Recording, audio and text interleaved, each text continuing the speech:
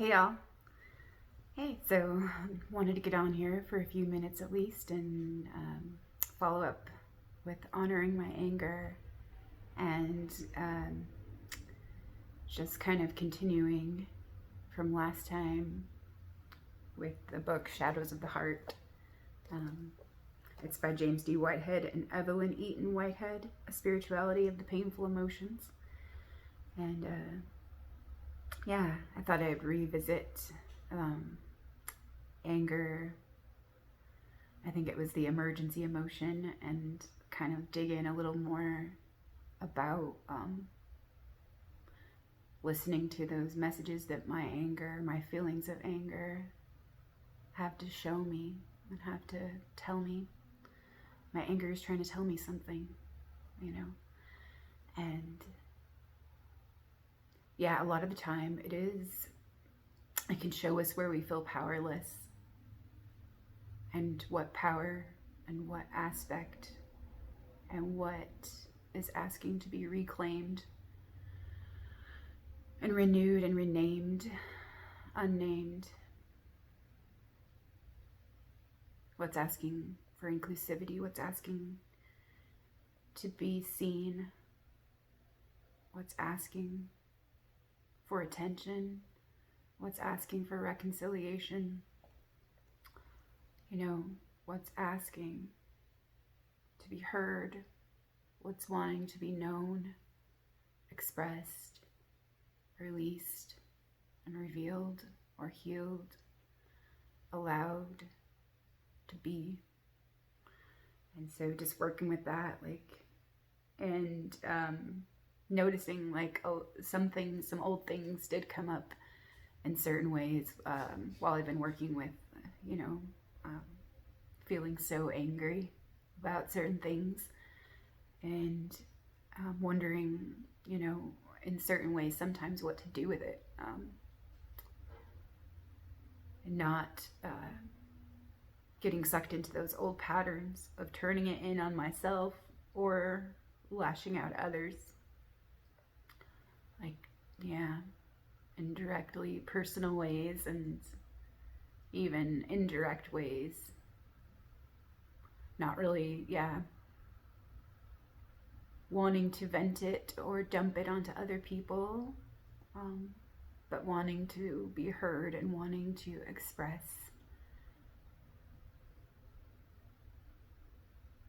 Wanting to reconcile, the inner conflict and the opposites. The two that seem to be at odds within me. And so, just looking at some things, and it was just kind of funny. In certain ways, I've been noticing when I get triggered into it, or pulled into it, or hooked into it in certain ways. And that's kind of interesting.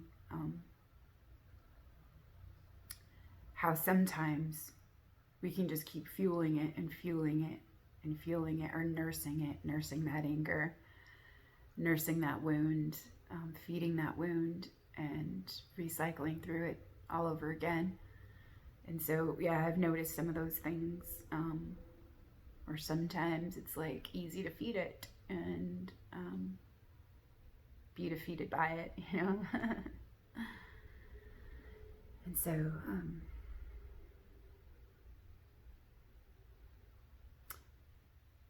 yes, I have actually been gathering with like-minded people and cultivating new relationships and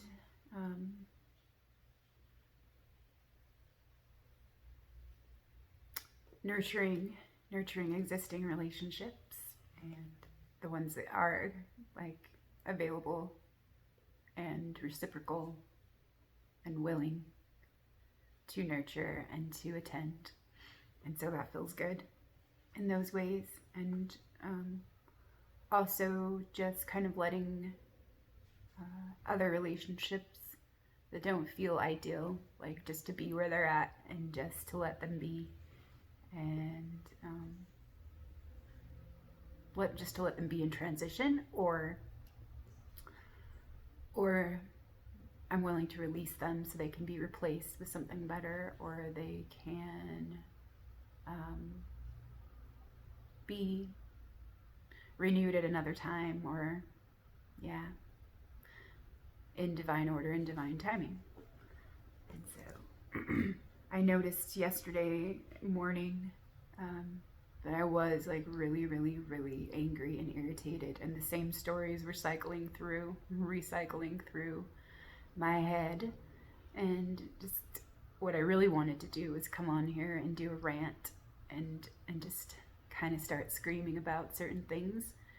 And I felt like, yep, today's the day I'm going to do a rant, because I was just feeling so raw and so like indignant, and yeah, just kind of fed up about things like that don't feel like they're moving and don't feel like they're changing.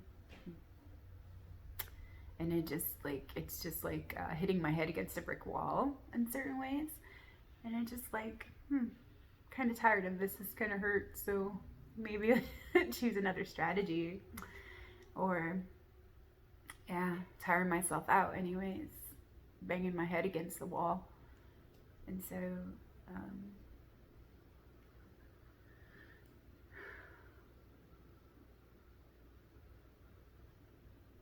just wondering what to do with it, like, and it's kind of funny, like by the time I just did a few things around my house and took a shower and listened to some things, my anger had dissipated, and it was just like, oh, that's interesting. Like, do I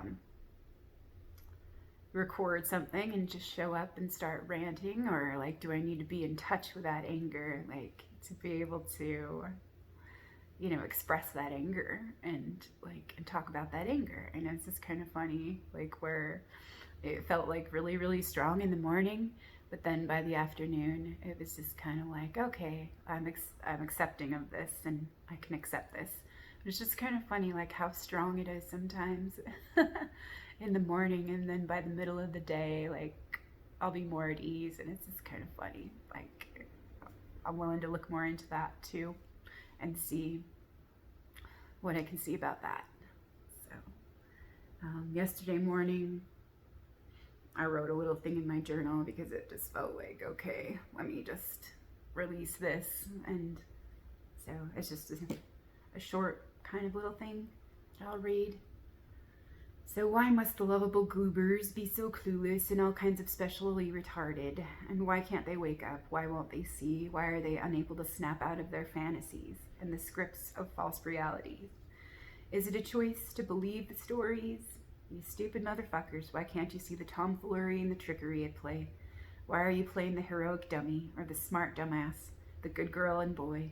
Man, they've really done a number on your fragile minds, all upside down and inverted, totally converted to the new religion of the Rona void.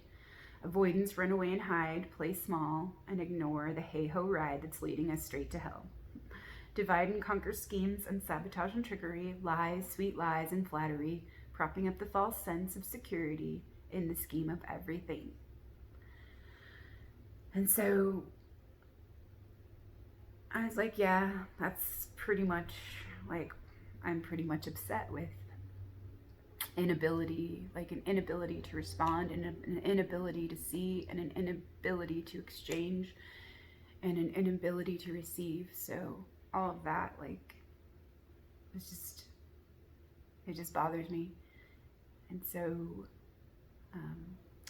I wanted to look at some of those things and see where some of those things are like sabotaging me.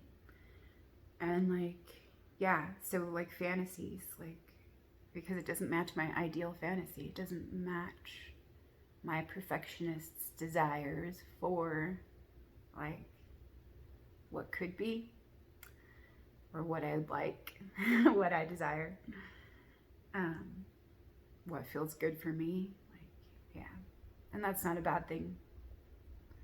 And I just get to acknowledge that, like, yeah, it's not how I prefer, it's not how I would like it to be, but it is a gift for me, and it's an opportunity, and it's love for me to be loyal to me, and to take care of what needs attending from me. And a message for me to see where, like, I might be playing small and ignoring, like, my own ride. Where is my own ride taking me? Like, am I the author of my own story, or am I letting someone else, like, take the wheel and the pen? And so, like, because I'm fighting against, yeah, and that's, like, kind of a waste of my energy. And so can I fight for something, or live for something that I believe in, and something that I want to create, and something that, yeah, I love, something that I desire? Can I create that instead of being angry or blaming someone else for me not being able to have that, or to share that, or to be that, or to free that, or to see or realize that? Like, where can I turn it right side up? Or where can I suspend and hang upside down to see what I need to see about the all around? Like, that it's neither bad nor good, it just is. And that it just gets to be what it gets to be, and it gets to be what it is, all it is, so that it can become all that shall be. And so today, and last night I was thinking, it was like, yeah, it's just disappointing. It's just, like, really disappointing. Like, having expectations about how things are supposed to be, and how others are supposed to be, and how I'm supposed to be, and how life is supposed to be, and how she's supposed to be, and how we're supposed to be, and how love is supposed to be. Yeah. And so that's why disappointment and expectations and my idealism, or my idealist, is so very frustrated and impatient and uneasy. So it's my challenge to let you be as you are and as you'll be, letting go of the need to change how you see or think, or how you choose to believe, who you choose to be, and who you choose to become.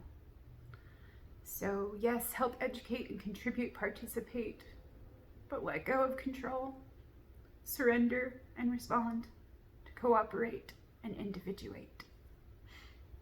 Trust that all is in divine timing and order, and ask love what wants to be included, what wants to be released, what is possible, and what is free, what is being offered to me and we, what is this opportunity.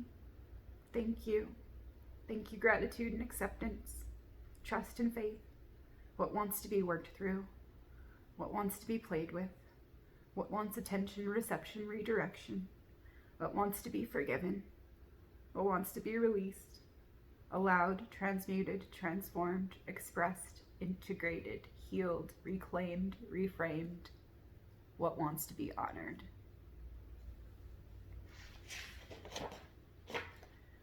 And so, yeah, that's some good prompts for me, to look at what I can choose for me, because, yeah, I'm responsible for me. I'm responsible for my life, and I want to respond to what my love is asking me, and I want to respond and honor my anger and what my anger is telling me. And so, rather than blame someone else, or blame the circumstance, or blame the other's inability, or the other's shortcomings, or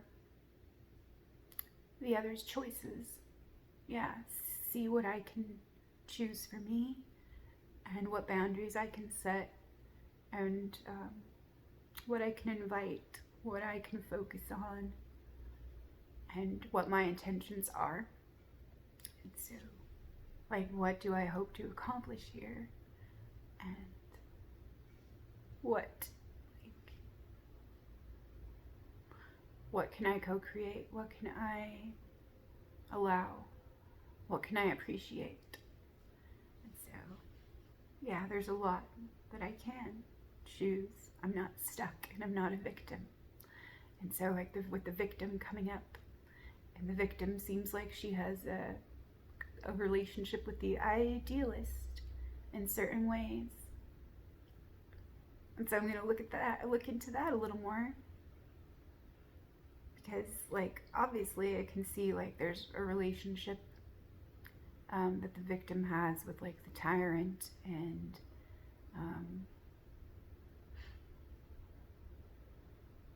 yeah, some other mundane archetypes that, like, yeah, there's something there. The victim and the idealist, like, when the victim says it's not right, you know, it needs to be up high to be right, you know. Yeah, why can't it be right as it is? Like, yeah, why do I need to condemn or judge how it is, like, right now? Because, yeah, it is in the process of healing and purging and being reordered and, yeah, being deconstructed so that it can be reconstructed. And so, what if it's exactly right? How it is, as it is, like right now. And it's just waiting for my response and my creativity and my willingness, my receptivity, and, like, an acknowledgement and a thank you and a willingness to receive it or be with it or allow it to be, to transform it, or let it fall away. Yeah, instead of just fighting it because it keeps making me angry. And it's like, again, it's like being mad at the bullshit for being bullshit. And that's just what bullshit is bullshit. And then it gets to be whatever we make of it. Like, it can stay bullshit forever, I guess. Or it can be used as fertilizer or a lesson, and something to sidestep later. So, yeah. And so, yeah, I wanted to write down a few things about, like, what is it that I'm really angry about? And these are just the themes that have been, yeah, pretty prominent or pretty dominant themes for the last 6 months for me. And one of them is betrayal. It's like a betrayal. I feel betrayed in certain ways. And so where have I betrayed myself? Or where can I be more loyal to myself? You know? And the next one is deception. I'm really tired of deception, and trickery and dishonesty. So where can I be more honest and have more integrity within myself or for myself? And then injustice. Yeah, it just seems like there's so many crimes against humanity, and it seems overwhelming sometimes. Yeah. And so where can I, like, honor justice? And where can I shine the light on injustice? And where can I own my part that I've played in perpetuating or contributing to injustice in ignorant ways or in unconscious ways? Yeah, and how can I be more conscious about advocating for true justice or embodying justice? Yeah, looking at justice. And then the other two things that have been just really triggering me is ignorance. Like, being really kind of frustrated with how ignorant, like, society is, or that the educated are, especially those that have been, like, heavily indoctrinated. They're the most ignorant, I feel like, because they're so full of ideas and programming, and they think they're the smartest of the bunch, and that's arrogant. And so, yeah. And I know in certain ways, like maybe I'm mirroring or reflecting that in my own ways, where I feel like I have it right and they're all wrong. And so I get a taste of my own medicine in being the arrogant one. So, yeah, that's all right too. Like, I claim that ignorance, and I claim my arrogance, and I claim my innocence, and I claim my wisdom. I claim my foolishness and my folly and my imperfections, and knowing that they're right too, and they're a part of the whole, and they're a part of my fullness. And so I'll allow all of it to be. It's just a challenge for me to allow others to be where they are and where they're at, and know that it's their right to be where they're at, and I can allow that. So,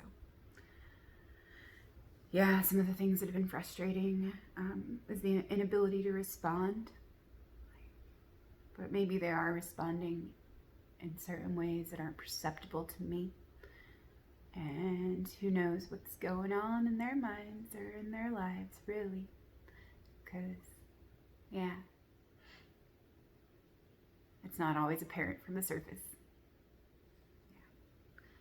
So, inability to see, inability to open, inability to change, question mark, inability to receive or to share or to exchange, inability to reciprocate or to take responsibility or to willingly take accountability for past mistakes.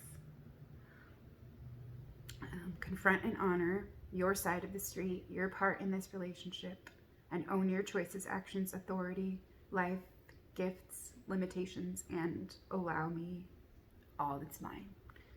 And so, like, yeah, in some of my relationships, it's like, yeah, kind of feel like it's a one-way street, and yeah, that just doesn't work for me anymore. And so withdrawing is okay, and yeah, withdrawal is right in those ways. Yeah, removing myself from the situation. And so I'm gonna confront and honor like my part in the relationship and see where I get to make adjustments. Yeah, for my well-being and for the relationship's well-being. And if it's time to, yeah, just let it be, then I'm willing to let it be. Yeah, take care of my own energy and redirect my energy and redirect my focus and do what's best for me. So own my own choices. Yeah, what am I choosing? So what am I choosing? And my own authority, what do I get to choose? Yeah. What do I get to do with it? What do I get to create with it? Well, where do I get to play with it? Yeah. So own my gifts, my limitations, and allow the other their own. And so, yeah, that feels a lot better. It feels a lot better. And yeah,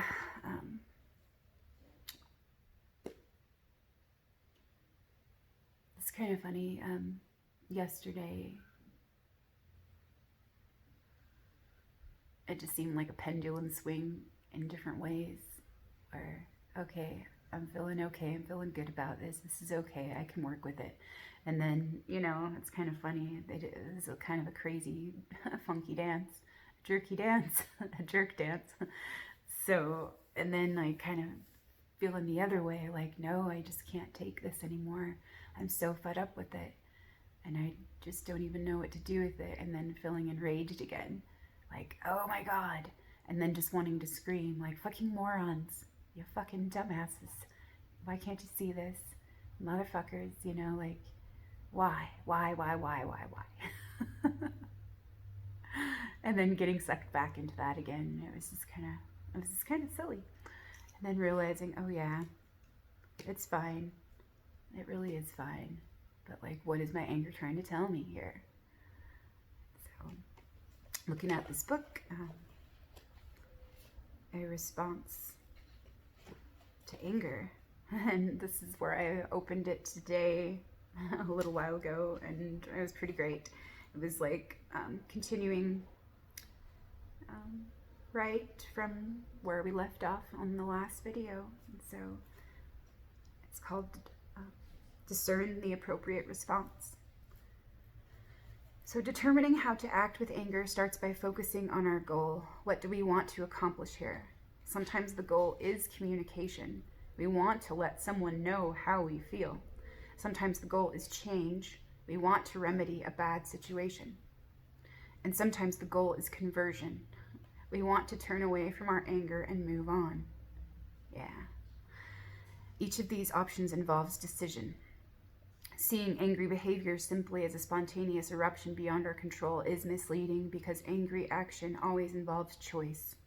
Being angry is better understood as an interpersonal strategy, one of the ways we learn to deal with other people. For example, people decide whether to show their anger, how to express it, and who will be its focus, whether a spouse or a pet or a stranger on the street. Befriending anger means learning how to make the choices that transform our arousal into effective response. Many of us learn that feeling angry is bad, a lesson that limited our choices to denial and repression. But when refusing anger's arousal deprived us of its energy, we recognized our composure came at too high a price. For us, the chief discipline is to carry our arousal forward into effective action. But in many American families, children learn different lessons about anger. Early on, the links between anger and violence are reinforced by parents who, when they are angry, discipline their children by harsh physical punishment, by adults who characteristically handle frustration by lashing out, by violent arguments and assaults in the home. If this is our early experience, befriending means breaking the pattern that automatically links angry arousal to violent behavior.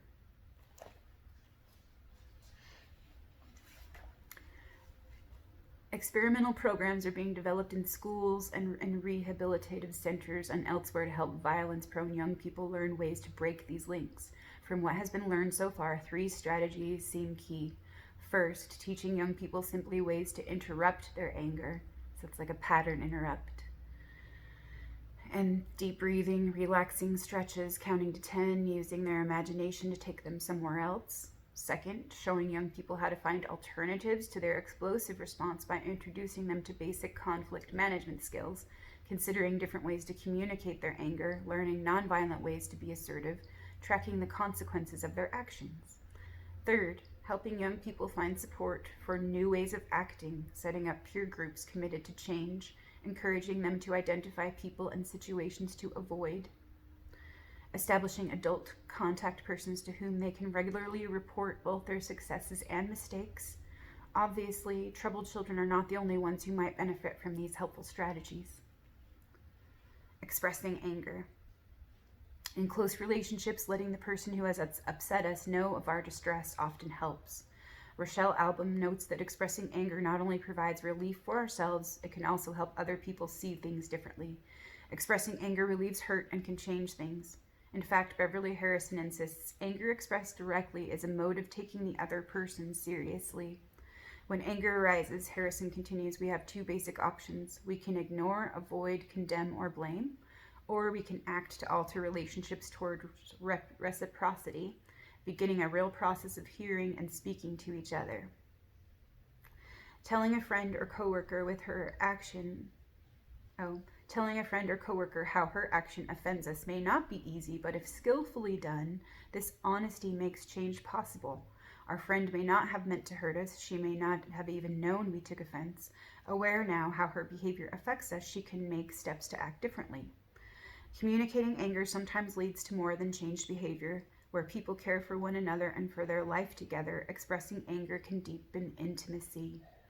Letting someone know our distress opens our inner world to them. Anger exposes us, revealing where we feel vulnerable. Telling someone how they have hurt us risks Telling someone how they have hurt us risks giving them information that can hurt us more. But in a safe relationship, revealing our vulnerability paradoxically strengthens us. Having been angry with one another and survived through the sweaty distress strengthens the relationship as well. Sadly, not all close relationships are safe, and not every angry statement supports positive change. Sometimes expressing anger just makes things worse. Carol Tavris cautions that, contrary to some common sense recommendations, letting it all out usually increases our rage.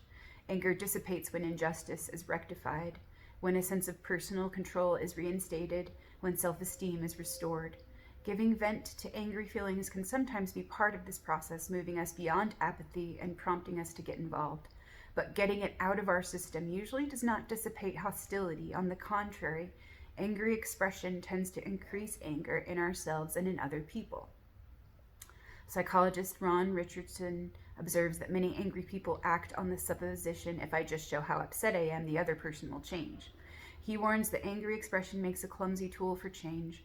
Since people under siege strike back, verbal attack is usually counterproductive. But expressing anger does not demand hostile behavior. We can let someone know that we are angry and why without attacking them verbally or physically. To show the difference, therapists distinguish between a communication style that starts with information about oneself. This is how I am feeling now. This is what I am going to do. And messages that insult or blame the other person. It's your fault, stupid. Look what you've done to me. In situations where emotions run high, I messages often make it easier to give and receive information. When our goal is to move beyond anger toward understanding, toward negotiation, towards peace, these communication skills become crucial. Acting with our anger. Anger moves us to remedy a grievance. Sometimes expressing anger is enough, and just letting people know our complaint brings the change we need. But most often the world doesn't come around quickly in the face of our displeasure. We have to do more than register our distress. We have to strategize how to effect change. When our goal is change, the challenge is challenging anger into effective action. Acting with anger means holding our anger in a new way. Rather than moving away from our arousal, we want to stay in touch with its urgency. In the face of entrenched bias or long-term patterns of abuse, change can seem impossible. Falling back into a resigned stance that nothing can be done or it's not my job to make things better is tempting then. Resistance seems worthless. But giving into this sense of futility saps our strength. Losing touch with our anger, we fall out of the loop of social transformation. When apathy threatens, we need disciplines to keep our anger alive. Anger has a dangerous memory since it commits us to action. By holding in mind the injustice we have witnessed, by recalling injuries we have received, but remembering our worth, we rouse ourselves to act. But sustaining anger is risky to do by ourselves. Remembering anger also rekindles emotional pain. Fear of facing that force alone makes us reluctant to stir anger's ashes.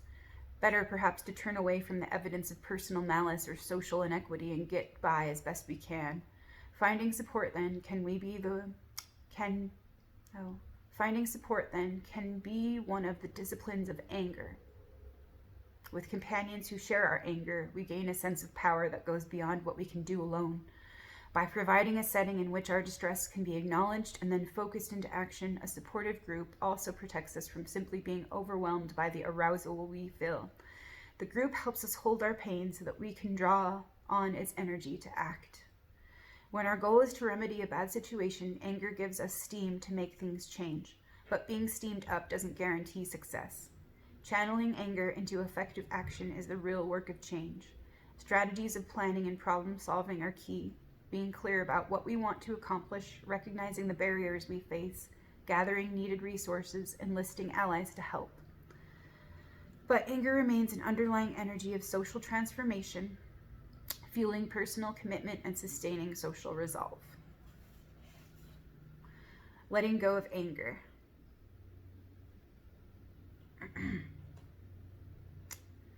Acting with anger can be an appropriate, even virtuous response, but often enough we need to turn away from wrath. When recalling a grievance spirals us into despair, our goal is to move beyond anger. When rage provokes us to respond recklessly, our goal is to dissipate its force. Later reclaiming this energy may be useful, but now it needs moderation. Since we experience anger in both mind and body can help us let go.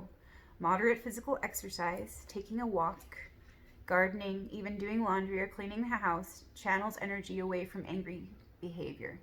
Spending time in yoga or meditation lowers the body's physiological arousal, lessening the physical sense of urgency. Getting involved in activities that demand concentration and gives us pleasure, such as pursuing a favorite hobby or preparing a festive meal, helps bring our body around and calm our emotions as well. And when we are angry, doing something generous for someone else almost always transforms our mood. Anger harbors the impulse to punish other people. Helping people counteracts that urge. Hostility drains away, even when the recipient of our good deed is not the person who has angered us. So, yeah, there's a lot of good strategies there, like taking a walk, removing ourselves from the situation, like repatterning, like pattern interrupt, doing something different, or something creative, something that we enjoy, something that we love, and service. Yeah, taking that energy and doing something for someone else, or like, yeah, in service to someone else, in service to others. Yeah, so those are all good. I feel like good little reminders. And so reappraisal is another useful strategy for lessening anger's hold. A change in interpretation can be as effective in dislodging anger as a change in our bodily state. For example, our anger at being kept waiting dissolves when we find that our tardy companion had a compelling reason, or we excuse an apparent insult when we recognize the strain under which the person is living now. And so, yeah, that's a good reminder too, because a lot of us have been under strain and we're just doing our best to get by sometimes, or to survive, or to not be swallowed up, because there's so much else going on too, and there's so much going on with all of us. But it's good to remember that. Yeah, to have that compassion and that understanding. And so, learning of new facts or extenuating circumstances helps us put our displeasure in wider perspective. Often this wider view diminishes our anger. Laughter too helps us put anger aside. Humor reinterprets the meaning of events, setting our frustrations and failures at a new angle. Humor gives us perspective, helping us view differently the provocations that make us mad. Yeah, I work with that too, like in certain ways. Humor is like one of the best ways to dissolve or to transform anger and to lighten it up and to see it in a new way. Yeah. And being able to laugh at ourselves lessens the impact of the assaults and reversals that are inevitably part of living. Taking ourselves less seriously lets us see through some of the petulant demands that we make of life. So most of the time, laughter heals anger. But humor is a tricky tool. Laughter can trivialize as well as relativize, and many of us have felt the force of humor used against us in efforts to make us feel foolish for our anger or to belittle our concern. And so, yeah, sometimes humor can be used to undermine how we're feeling, or to undermine or dismiss or devalue like what we're actually experiencing. So that takes some discernment too, and some sensitivity. And so even though sometimes it's like easy, yeah, I've noticed in certain ways this week how it can be used, and in a snarky ways, yeah, to keep the anger fed in certain ways where it's not all that funny, but it makes us feel better for a minute, but it's just really to prop up our ego or our side, in those ways. And so, yeah, sometimes we just get to see and track our progress, and yeah, and if it's aligned with like what we want to accomplish and what our intentions are. So, And that takes attention and discipline and a willingness, to own our own limitations and and then interrupt those patterns again. So, forgiveness and anger. Forgiveness too reinterprets anger, and it can be the gift of anger courageously faced. Forgiveness allows us to start again, to come to a new sense, or to come to a sense of a new beginning. In forgiving, we choose not to let the hurt we have experienced get in the way of a relationship continuing. The common sense adage is forgive and forget. And for most of us, experience confirms that our efforts to forgive are helped by being able to forget. Yet forgiving is not the same thing as forgetting. Forgiveness knows that hurt has been sustained, but in forgiving, we respond to the other person not in terms of the harm they have inflicted, but in terms of who they are beyond that pain. So the order of the adage is important. Forgive and then forget, lest the memory of the pain revive the anger and hostility between us. Social philosopher Hannah Arendt notes that forgiving is an eminently personal, though not necessarily individual or private affair in which what was done is forgiven for the sake of who did it.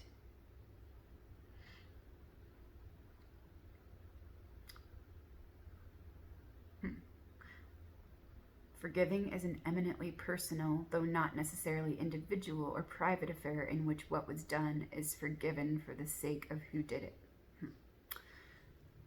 Interesting. Well, yeah, and I don't know if I necessarily agree with that either, because I feel like forgiveness is to free our own self. Forgiveness is to free our own energy, so that we're not tied to that thing anymore, and to that pain anymore, or to that person, or to that wound, or to that pattern anymore. So, forgiving involves a decision, but it is not completed in the moment of choice. Forgiveness is a process that gradually allows hurt to heal as trust rebuilds. The process of forgiving does not bring us back to where we were, allowing us to go on as if nothing has happened. Something has happened, something profound. The fabric of our interwoven lives has been torn, yet we can choose not to be defined by this rupture, incorporating it instead as part of an ongoing relationship. We hope the hurt will not become the pattern, but we sense its contribution of depth and substance to the design. Forgiveness is not easy to extend or to receive. To forgive, we must face the offense and experience our pain. We have to test our anger to see if these feelings are justified. Submitting our anger to this kind of scrutiny, we may find that we have misjudged another's motives or overreacted to an event.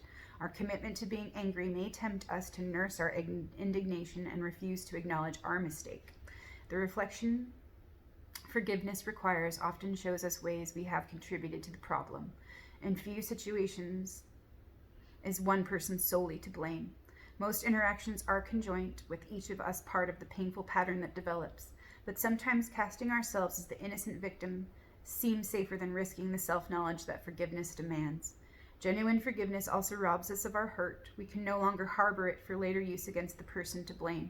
Instead, we must surrender the wound that has become a cherished, if bitter, possession. By letting this hurt go, we lose the painful advantage we had been savoring, but we regain the energy we have squandered in nurturing our vengeance. Forgiveness evens the score, undercutting the sense that we have something to hold over others. In forgiving, we start out anew, perhaps humbled. We know how fragile our relationship can be, but hopeful too. If offering forgiveness is hard, receiving forgiveness can be more difficult. To accept forgiveness, we must revisit the harm we have done, acknowledging our responsibility or admitting our mistake. Asking forgiveness humbles us, so denial tempts us to resist. As long as we are in the right, we need seek no pardon. To accept forgiveness is to confess our guilt, not only to another, but to ourselves. Times exist when forgiveness is not our goal, or at least not the goal of right now. Situations in which the demands of justice or change take precedence over the restoration of a relationship. Times exist when forgiveness is not our goal, or at least not the goal right now. Situations in which the demands of justice or change take precedence over restoration of a relationship. These are seasons when anger needs to be sustained, not set aside. But when reconciliation is the goal, forgiveness is a powerful ally. Often it is the only door to peace. Sometimes it seems we cannot talk enough or explain enough or regret enough or move beyond anger. The harm has been too heavy. The distance between us now seems too broad to be bridged. These times teach us that forgiveness is more than personal achievement. We learn again, its power often comes as a gift, a grace that's spent a grace that's spent by our anger we must await and hope.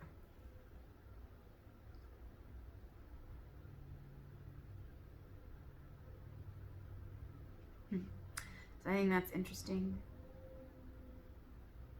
So times exist when forgiveness is not our goal, at least not the goal right now. In situations in which the demands of justice or change take precedence over the restoration of a relationship, these are seasons when anger needs to be sustained, not set aside. But when reconciliation is the goal, forgiveness is a powerful ally. Often it is the only door to peace.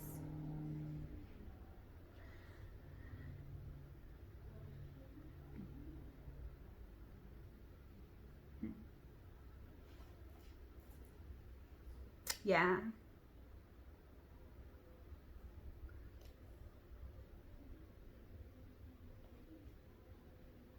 So discerning the appropriate response, determining how to act with anger starts by focusing on our goal. What do we want to accomplish here?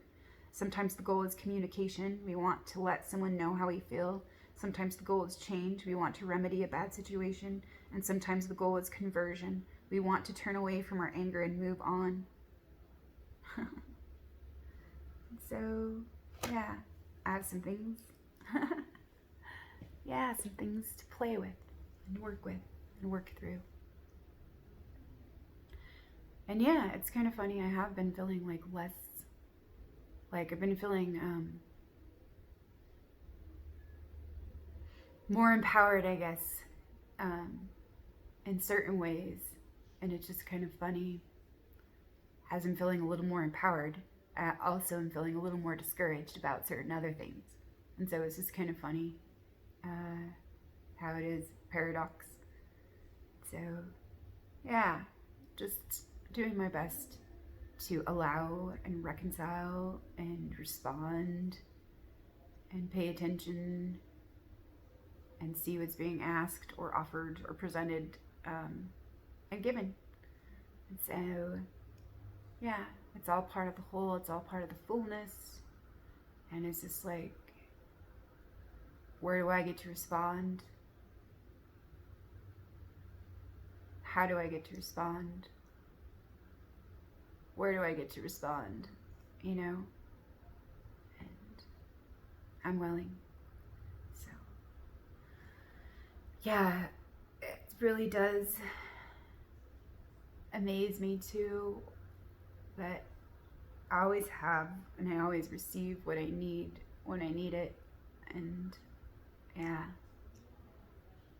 love is always here with me and for me and through me, within me and all around me, surrounding me. So yeah, I just get to be aware and allow all that's coming up for me and for we and for our growth and through this opportunity. And so yeah, I know there's a lot of programming and a lot of sabotage and trickery, and I know I'm not immune to that either in certain ways when certain tactics are used, because they know of our vulnerabilities and they know how to exploit them. And it's just an opportunity for us to refine our discernment and get more familiar with ourselves and our triggers and our wounds and our gifts and our potentials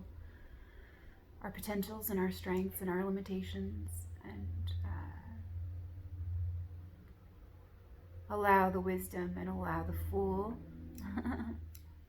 allow us to be ignorant and innocent, because we're all the fool.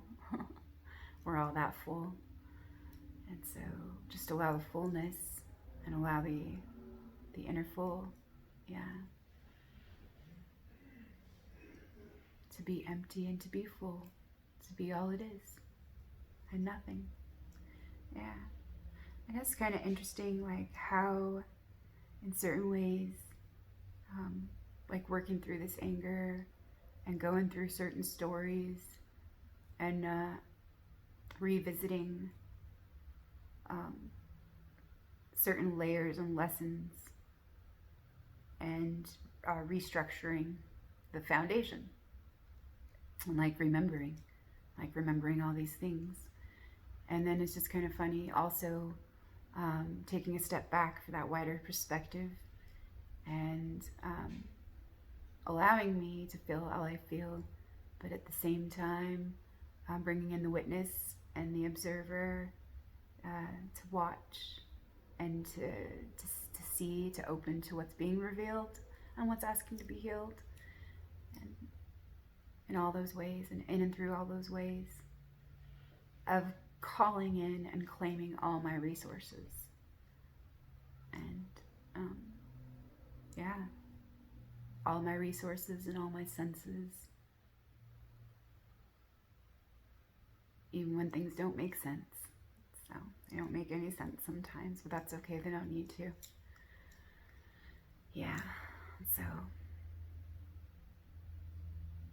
yeah, feeling like I do appreciate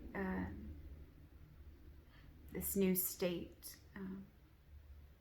of allowance and receptivity and honoring the fullness, honoring my expression where I never really allowed myself to express my anger, and it has been an interesting journey in learning how to express that. And even if it's not always pretty, you know, it doesn't have to be ugly either. Like, it can be beautiful, really. And it is right for me to feel what I feel, and it's up to me how I direct that and how I act on it and what I choose to do with it, or how I choose to honor it and be accountable for it and all those things. And so, yeah, like, yeah, certain modes of expression, like, are easy for me in certain ways. Some are easier than others, you know. And it's just kind of funny, like, how we have different personas or different personalities or different dominant ones that come across in different situations or different relationships, different dynamics. And it is kind of funny in certain ways when we feel like a little removed from the situation, or we feel like more separated in our own bubbles. And that is kind of a thing that I've noticed, like when we're on social media, we're a little insulated or a little more insulated in our own bubbles of perceptions or our own bubbles of reality, or kind of like in certain ways it is like anonymous isolation, or like some kind of a removal or a separation. And so sometimes it's easier to be a little more blunt or harsh, like say on social media, in certain responses or replies or whatnot, or just, yeah, certain things like that. But I am always like careful or mindful of how I do like speak directly to someone. But sometimes, like when I'm generalizing something, I'm aware that, yeah, it's not personal. Like, it's not personal. I'm just venting. But I realize that sometimes there are others that might take it personally, you know, in other ways. But it's not meant to be like a personal attack. It's just meant to be like a venting of some kind. Like, and just, yeah, it's just something I'm working through or working out, you know, in my own mind. But like, yeah, I know that words are powerful, and the ways that we use them, like we are creating our reality, And so I want to encourage myself and others. Yeah, let's be more aware of what we're creating, what we're contributing to, or what we're reinforcing or refortifying through like our own words and stories and scripts and uh, the parts that we play, the roles that we play, and the archetypes. And so, yeah, I know there's always a lot of work. There's always something to play with, always something to work with. Yeah, and that's pretty cool too. There's never a shortage of, of creativity and like those parts that want to be included and play with us and get our attention or ask for our reception, um, so that we can take more responsibility and accountability for our own energy and integrity. And so, yeah, there's that. But, oh yeah. So it has been super helpful for me to reach out and find my community and show up and participate in those ways and be a part of a group. Yeah, that shares like my goals, my interests, and my vision. Yeah, with me and who get me on certain levels and in certain ways, and are also like taking accountability and doing their best to make changes and be the change. And so that's been empowering, getting together with small groups of people and then one-on-one with the new friends and exchanging and reciprocating and sharing and being heard and also holding the space to receive and to offer that to them. And so that's been really nurturing and nourishing, and that's a huge part of the process. And I do feel nurtured and supported, and I'm really grateful that I get to receive and participate and offer and give and show up and just show up and be myself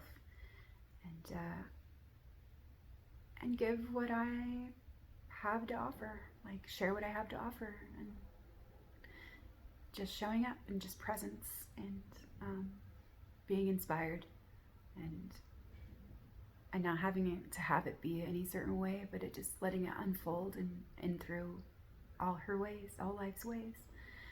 So like remembering like, yeah, my responsibility and my integrity and allowing myself my healing and looking at where the idealist or my idealism, how she can be kind of a fraud or an imposter or a saboteur in certain ways and prevent me from cultivating intimacy because of the way I think it's supposed to be. And it already is what it's meant to be right now. And it's like the foundation that we get to build from. Yeah. And so if the foundation isn't solid, then like it won't hold a structure that's aligned with what I want to create. And so yeah, just go back to the foundation again. And so honoring all I am and honoring how I feel, honoring the pain and the beauty, the joy, and all the possibilities, all the gifts. So, anger, yeah, has helped me in a lot of ways, like own a lot of aspects that I wasn't really aware of or that I didn't realize were asking to be reclaimed until all of this came up and through for me. And it's been a potent opportunity to claim all of these powerful aspects that I didn't realize were a part of me. And so, like, yeah, some definite good shadow work that I've been able to choose for me. Not just the last 6 months, but yeah, the last few years. And it's just been, it feels like, yeah, this year has had its share of shit, but there's so much gold in it, and it's the prima materia, yeah, the base metals that we get to turn into gold. And it's like our resources, and it's like the garden, and it's like, it's not just shit, like it's all of this gold, and it's just choosing how to grow with it, how to be with it, how to play with it, how to work with it, how to create with it, how to make magic with it. And so, like, seeing that it's more than what it really is from the surface, and that, yeah, just being and becoming, yeah, being and becoming through becoming, yeah. What was that? It was about like the dung beetle, the scarab, and resurrection. Through being, or through becoming, I became, yeah, what I created through being, something along those lines. And so that's, yeah, I'm gonna have to find that again and look at that. So there's a good message in that. So thanks for listening. What have you been working on lately? And how has anger been a gift for you? Or how is your pain and attending to that wound for you? What is that teaching you? What is that showing you? What is that offering you? Hey, I hope you're all well, and I hope you're taking good care of yourself, and I hope you're being loved for your whole full self, and doing the best you can for all you are, and for where you are, just as you are. And yeah, thank you guys. Thank you all for listening. Talk to you again soon. Hey, good luck. Good work.